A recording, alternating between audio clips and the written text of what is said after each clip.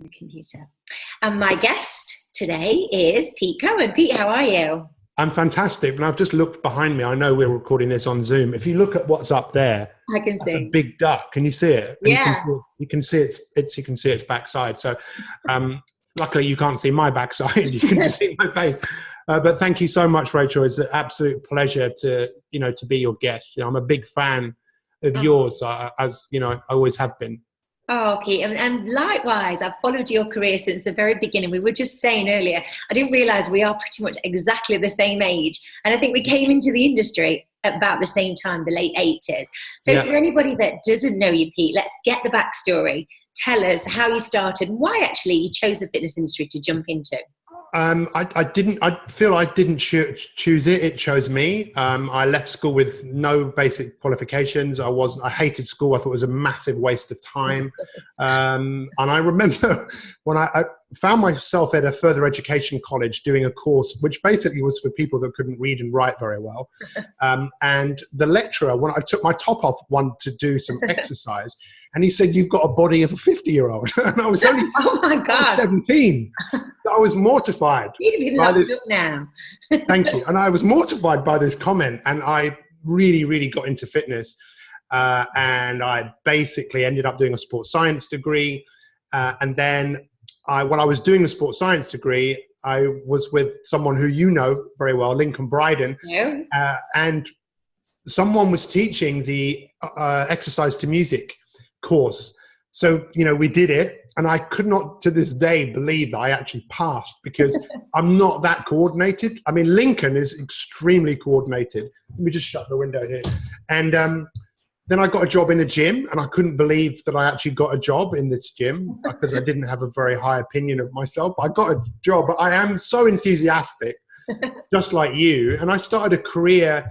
I had a lot of people in my classes because I had all of this energy. But it didn't take me very long, Rachel, to realize that a lot of people were like me in having some fundamental issues in the way that they thought. So people would join a gym, pay money, and not come. And I would take that personally. So I just became someone who was very curious and started looking try to understand, psychology. And I don't think I've ever said this before. Lincoln was actually the one who changed everything because I told him, I said, "Lincoln, I'm going on holiday. Can you recommend a book to me?" And he said, "Yeah, read this book." And it was by a guy called Zig Ziglar. Oh, wow. Wow.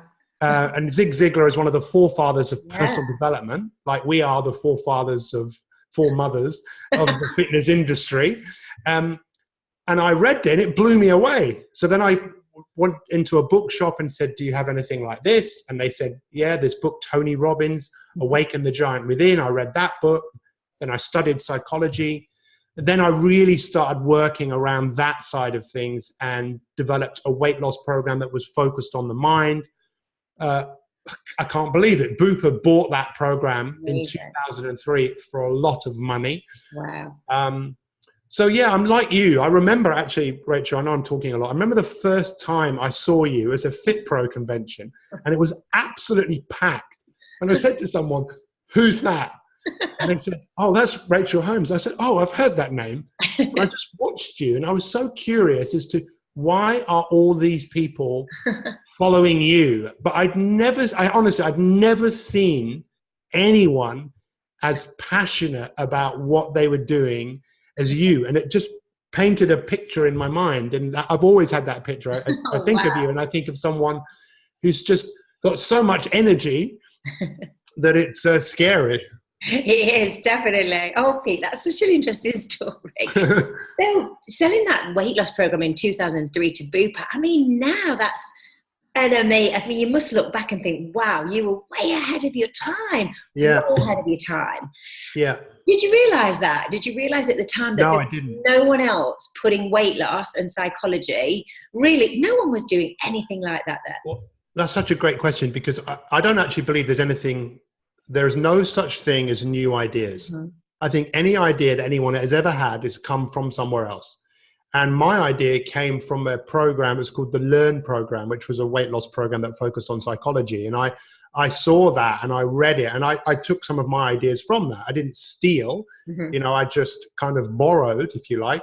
And I think that is important to recognize that, I was a pioneer, but I wasn't the first. Mm-hmm. As you weren't the first. Out of my own curiosity, Rachel, who inspired you to do what you do? God, I mean, so many people in group exercise. I mean, early pioneers, Marcus Irwin, all of the original Australians, Lexi Williams. I was, looking at them on stages, thinking how amazing they were, how they could command, it was like being rock stars up there, weren't they, at the original conventions? And a lot of the American early presenters, Jeff Vandiver, Scott Cole, these they were going back 30 odd years. They're going to IDEA in the late 80s, early 90s, and just seeing what the fitness industry, it was kind of 5-10 years ahead of the UK, and just where we were. I think, anything really. I'm looking at inspirational everywhere, don't you, though? Whether it's the arts, the theatre, film, fashion, the internet, music, culture, everything. I think maybe it was easier for us back there because we weren't too distracted, and it was easy to look at who the right people were. Today you think, who the hell do I follow? I could follow so many people, but I think that is a really important element. I'm very careful about who I follow, and I say to people, follow me. I'm a good person to follow because I practice what I preach. And you're the same. I'd say to any person in the fitness industry that basically wants to emulate or copy what you've done, well, you're prepared to teach them. Yeah. And you've done it, and you continue to do it, because we all need, I also believe we all need mentors, we all need coaches. And, Rachel, I was thinking about this before we did the podcast, how we all need each other. It's like, if you try and do any of this stuff on your own, good luck. Because I'm not very good at working on my own thing. I need people to help me with my own thing. I'm very good at helping other people with their thing. And that's why with what you do in creating a community where you're supporting fitness professionals who do need support, there's no question about it. Everyone needs support. They say no man is an island. Yeah, no one does anything on their own. It's all a question of who's helping you and supporting you on your journey. Agreed. Now, Pete, you've had a really illustrious career in the fitness industry. You've worked for corporate, you've been gyms, gym managers, you've been on your own, you've created your own programs. So as it stands, May 2019, as we're recording this podcast, where do you see yourself, Pete? What do you do? And who do you work with and help right now? So a few years ago, someone asked me, what do you do? And I tried to explain, and he just was kind of shaking his head going, that doesn't tell me anything. You just do lots and lots of different things. He said, you need to get down what you do into around, 11 words, something around that. So it took me about 3 weeks to get it down to a point where if someone asked me what I do, I would say inspire people to be better than their best every single day. Don't ask me how many words that is.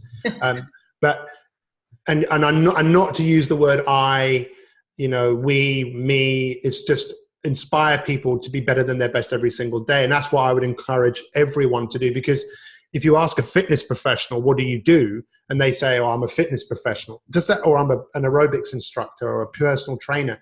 Does that do what you do justice? Does it?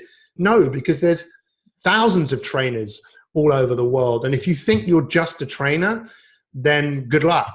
It's recognizing that we bring a lot more to the table. And I encourage people that when you tell people what you do, they immediately go, oh, I need some of that. Or, oh, can you tell me a bit more about that? So in answer to your question, my whole thing is about inspiration. So inspiration, it means the word, you're breathing life into something. So breathing life into people, breathing life into your future, where you're going. And as instructors, we do that. That's why I was looking at you. You were breathing so much life into your class. People couldn't help but be like, hey, I feel better. Because that's what we bring to the table. And it's hard sometimes to maintain that level of enthusiasm, but it's much easier to maintain that level of enthusiasm where you have a clear idea of who you are, what you're doing, and where you're going. Totally. So are you still coaching, i.e. Personal training, anything in the fitness, or is it more business now and behavior change and inspiring people that way? So not so much in the gym space, as you heard me on someone else's podcast that we know recently, and you did say I was a bit brutal on there. Yeah, I mean, listen, I love the fitness industry. You know, it's where I came from. I get even emotional thinking about it. You know, I'm crying. Oh my God, calm down. You know, because that was an industry that set me on a path that basically changed the world. I believe I have changed the world, and I will continue to change the world. And the reason I get emotional about it is because it's an industry that needs people like you and me who are just real. And we really want people to own their own health and well-being. And I left the industry to study psychology. And when I came back, I felt like it was like knocking on a door that no one is going to let you in. Yeah. No one is interested. And it's like, look, I've got something great. I've worked some stuff out. Can you listen to me? And, you know, no one really listened at that time. And, you know, my point here is it's so important to connect with why you do what you do. And fitness, for me, was my way of getting on stage. I love to be on stage. Yeah.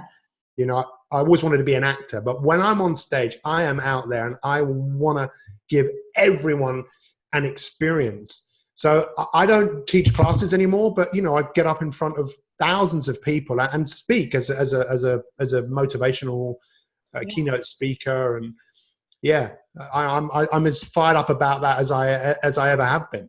You really are. I mean, you're extremely enthusiastic, extremely charismatic. You're amazing on camera. You know, when I look at your social media, you are showing up, you know, both you and I showing up on social media day in, day out, connecting with people, building our communities and our tribes and reaching out to people. And it can be very intense. It can be very overwhelming at times. If anybody that's listening who is a fitness professional that now knows the importance of social media and reaching people and being real with people, when it can seem a very crowded space, have you got any pointers or any suggestions of how somebody can break through a little bit? Yeah, I think, again, it's a great question, and it is such a great tool that we all have. You know, when I look at my phone right now, I can see, you know, I've got 873 emails, got 8 messages on LinkedIn, God knows how many messages. I mean, it's ridiculous. It's like, where do I start? I'm already confused. You know, you know, and with social media, I think, so a lot of people use it obviously to, you know, show some things and being quite vain about what they're showing. And some people love that. If you actually look at what the word vain means, it means empty. It means there's nothing really there. So when you decide what you stand for, you know, like for me, inspire people to be better than their best. So if that's what I do, I want to make sure that wherever possible, and I don't always get it right, on social media, what I'm putting out there is what my message is. And to be consistent with that. Because I think what's going to happen more and more, there's a guy called Russell Brunson, who's very well known in the, you know, the ClickFunnels space, the marketing space. And I like him. I do. And I like what he said about brands. People are less buying brands and more buying personalities. Yeah. So let them buy your personality by you having a personality that is real. You care. You actually care. You listen. And that's a challenge, isn't it? Because I think there's so many spaces that you could enter into. You could do all of these channels. I'd think about do one channel and do it well and be consistent and be in it for the long haul, because I heard this, that it does take often a number of exposures for people to get you. And in saying personalities, you asked me a few days ago when you asked me to do this about the future, you know, what's the future? The future is communities. You know, the future is people want human experience. So create your tribe and make sure that it's a touch point for people where they really feel like, oh, I'm a part of something. Yeah. Because the ancient intelligence, the artificial intelligence is powerful. You know, you could buy something or even want to buy something, and then the next thing you know, there's an advert for what you just bought. Yeah. And this technology is clever. Very. But there's the ancient intelligence, which is human beings really thrive in groups. So build your tribe, and maybe you have to build it slowly, and maybe you get impatient because it's not as big as you'd like it to be. But communities are on the rise, I believe. So yeah. And your vision for, I mean, you've always been very, as we've talked about with your deal and you're selling your program to Bupa, being a visionary and being in the fitness industry for the last 30 years, same as I have, we've seen a lot of comings and goings, changes, ups, downs. Where do you see yourself, your business? Where do you see yourself sitting, and perhaps where do you see the fitness industry perhaps going as well? So vision is such an interesting thing, right? Because we have that ability to see. Even blind people see. They're not just walking with a stick and just like hitting it on the floor for the hell of it. The fact is that they're hitting it on the floor because it makes a visual representation of where they are, and that's the same with us, that we have this ability to create a visual representation of where we're going. I was very driven to move away from a past. I had a good upbringing, but I really didn't think I was any good at anything. So I wanted to move away from where I'd been. So if you ask me where do I want to go, I'd say I have no idea, but I'm just going to work my head off because I like doing what I do. But if I just keep doing stuff, something's bound to happen. But it's not a very healthy way of working. My vision right now is to create an environment where more and more people feel safe, where they can grow and learn. My vision is to help people light a fire in themselves where they just feel like, what, I can do this. So what I see is people all over the world who are inspired by me, but also not me. So I know what's going to happen from this. There's going to be at least one person that watches this who is inspired by what we say, who will then go and inspire someone else who doesn't know me. Yeah. And they don't need to know me because it's not all about me, right? Yeah, absolutely. So that's my vision. And I encourage people to think about that and talk about it. Because if we are not driven by a vision of where we're going, if we're not, there's a message for me, that if we're not driven by a vision of where we're going, we will be a victim of our programming from our past. And let's face it, we have all got some weird stuff going on in here. Do you think, we've talked about this with other guests actually I've had on the podcast who have been similar age to you and I, been in the fitness industry a long time, and perhaps have felt, I know I keep relating it back to the fitness industry, and I know you've kind of moved away, but I know you still have what's kind of going on and you see it, and your experience is really interesting, your insight. Do you, approaching 50 next year, do you feel that we're still just at the beginning of all this, Pete, and we've got so much more to, because I know I feel like that. I feel like we've just still babies. We've still got so much to do and create and people to see and travel. Do you feel like that? And do you feel that there's so much potential out there yet? I really appreciate the question, because if we look at who our industry attracts, it tends to attract people who are interested in fitness. I know with a lot of people that follow you, they're not just working in gyms, right? So because that's where there's such an opportunity, right? People say, oh, it's saturated. It's like, no, it's not. Go out there and speak to someone, because my dad said this, it's not what you know, it's who you know. So guess what? I'm like you, Rachel. I just know a lot of people, right? And I will continue to know people because I'm interested in people. Yeah. So if you want to build a business, build a network, I'm like you in this. I'll be the person talking to someone to find out something about something because I'm curious about how someone works, how they think, and I care. I talk a lot, but I also just pick up things about people. Yeah. And so that would be, it's like 10% of the population, so they say. I think it's a lot less of people exercise. If you want to grow your fitness business, grow a network, go and talk to people, find out about people, what's important to them, because people will connect with you if you find out, invariably, if you find out about someone, how they are, what they do, what they love. I love asking this question, right? Now I've got a new great question. It's, what are you passionate about? I was with a cameraman and we were filming, and this guy who I work with said to the cameraman, what are you passionate about? And the cameraman went, oh, he had to think about it. So I just took that question. It wasn't my question. And now I love asking the question because it's something people don't get asked. Yeah. And then I heard someone else say this the other day to someone, what's the best thing? And I'm going to ask you this question, Rachel, if you don't mind. What's the best thing about being alive? Oh my right God. now? What a big one. That's a big one, isn't it? I think being able to change every single day, wake up, having the opportunity to start again, do something else, learn something new, constant evolving. I know if I'm not creating or evolving in some way, then I'm not happy. I'm flat. I'm feel stagnant. But even if it's a phone call, a Google search, a chat with somebody, something that is furthering my knowledge or evolving in some way, then I'm happy. So my next question about that would be, because it's just the coach in me, and I'm genuinely curious. What is it about growing that is so important to you? What is it about that has so much meaning in your life? I think because the more you know, the more you realize you don't know, and then you know that there's more to know. It's infinite, isn't it? That's like I just heard in my head, hallelujah. That's what I just heard, hallelujah, hallelujah. Because, there was a guy who won the Nobel Prize in 1937, and he won it for a theory. It's something called syntropy, which basically means every living cell lives for one reason. It lives to grow and expand and get better.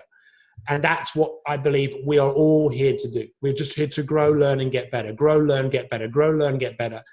And I think people are frightened to do that because it means stepping into the unknown. And to step into the unknown, you have to often let go of what is known. Yeah. That's what you said, right? Yeah. You learn something, you think, well, there's still so much. I'm thinking that today. Yeah. There's still so much I don't know. Wow. Isn't that great? Because the whole learning process, I believe, is about growing. And unfortunately, I'm sure some of your biggest lessons, like mine, have been through unforeseen circumstances and difficulty and challenges.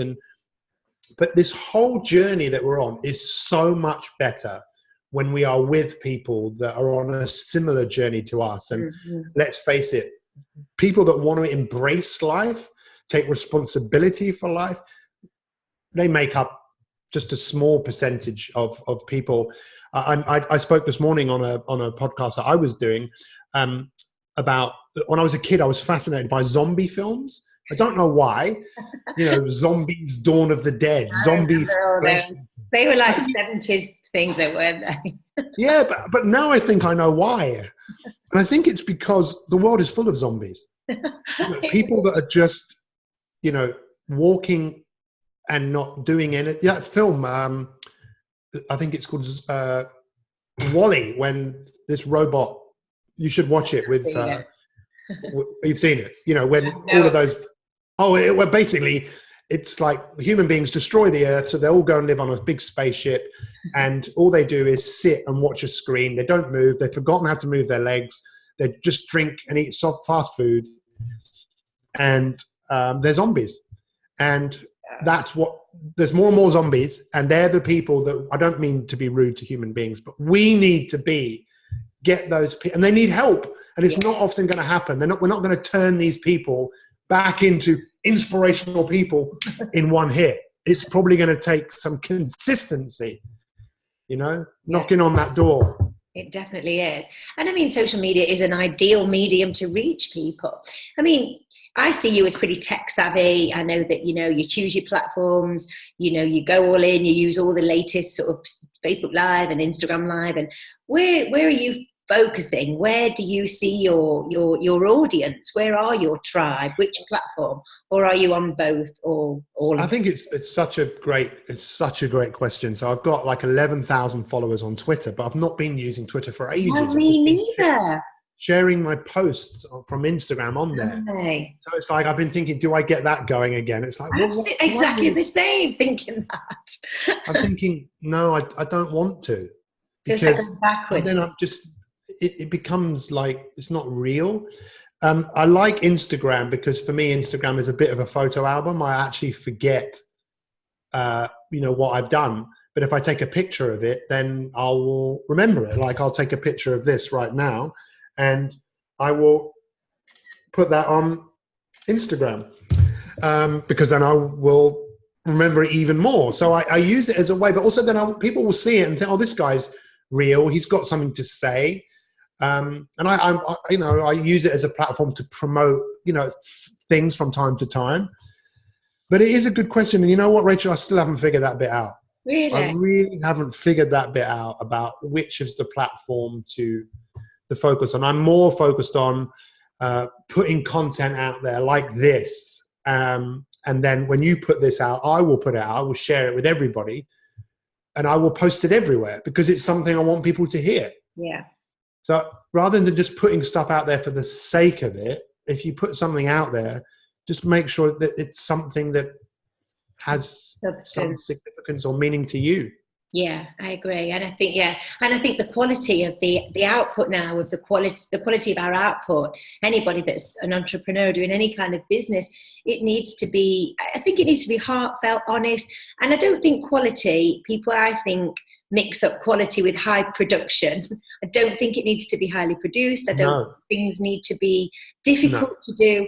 I think you can do just as good work with your phone, but as long as you're genuine, authentic, heartfelt, well-meaning, the intent's right, I think people can feel it. You can feel it. And I think one question I get a lot from people is, should I be spending my time on Facebook, Instagram? It's really hard to get traction on Facebook. Instagram's really difficult. Twitter seems to have died. What should I be doing? And I do think it's intricate now. I do think there's a lot of nuances to each platform. And you just... but all these things are great. And I think we can spend so much time doing that, where we could actually be walking down the street and going to talk to someone. Yeah, I agree. I totally agree. Yeah. Do a free event. Go and do a free class in your local park now the weather's good. Get people involved. Use it to promote and get people into a real situation. Well, because if you think about it, in the world, what is there? I heard this the other day, right? So if you took everything away that's here, what would be left? All the suns, the stars, everything. All there'd be is space, just space. What exists in that space is possibility. Yeah. So there is possibility. If you get lost in the matter of there's so much going on here, I don't know what to do. You'll never have the headspace to get out of your house, leave that alone, just go and talk to someone. Or if you've got clients, sit down with one of your clients, because your clients should always be your biggest promoter. Yeah. And dare to be different. Step into the unknown. Like you said, go and teach a class in a park on your own and say, hey, look what the body coach did. I remember hearing his story. It's fascinating. He would have no one turn up to his class. Exactly. That's so true. So look at him now. Look at him. So just before, I know we're pushing time, give me a daily kind of typical Pete Cohen day, morning rituals. I know you're going to be something that's going to go, well, I never look at my phone till 11 o'clock. I've run for 25 minutes. Come on, give me the nuts and bolts and be real. So again, I'm a bit crazy in what I do, right? But this is what I choose to do. I get up at 4. I do. And this is something I've been doing for just about 3 or 4 weeks, is I meditate. So I've been meditating for a long time, but I now meditate, and I don't expect anyone to do this. I meditate for an hour. Wow. Right? Now, there's a few reasons for this. Cross-legged. No, I don't do that. I sit in this chair where I'm in now. And there's a few reasons I'm doing it. I mean, I have my own meditations that are like 10 minutes, 15 minutes long. But the reason maybe we could do another, if you want, another podcast. Yeah, definitely. We can all learn it, but we can teach it. I think we should be teaching meditation, because it's such a powerful tool. So I meditate, then I exercise. I've got a bike right behind me here, which I absolutely love. It's a Schwinn bike. Okay. Then I, drink some water. I drink some coffee. I journal. I've got a journal here. Then I learn something, and I'm pretty regimented. There might be days for whatever reason that I won't do all of it, but I want to create my day, Rachel. And I now don't look at inputs. The first thing I used to do is turn on the phone, look at it. I'm not going anywhere. I'm staying where I am until maybe 8:30. Then I'll look at this. Then you'll know. Because if people want something from me. Yeah. Very rarely do I want something from someone at that time in the morning. So I know it's hard if you've got children and maybe you had a late night, but I want to create my life, and I'm not living in a reacting life, if that makes sense. Yes, definitely. I get up the same as you, 4 o'clock, I do my best work at that time. I love those. I don't answer emails. I just sit, write, listen to podcasts, potter, and just let the day kind of just get ready. Yeah, I love pottering at 4. Yeah, no, pottering is important. I really, really think it's when you're not in, there's no inputs. You're just open to ideas and yourself at that time. For sure. Pete, if anybody wants to come and have a look at you, where are you on social media? Where can people have a look and join you? Do you still have a big free group? Hello. I don't know what happened then. That's fine. No worries. Are you still recording? Yeah, still recording. So yeah. So you asking about my free group and stuff. If people want to follow me, I'll check out my podcast, which is My 365. Actually, I'm rebranding it. It's going to be the Pete Cohen podcast in a few weeks. Brilliant. And where else can they find me? Find me on Facebook. Contact me directly if I can help. But what I would say in passing, in summary, is think about how to share what you do in a way that you're not saying I and we, that gets people's interest.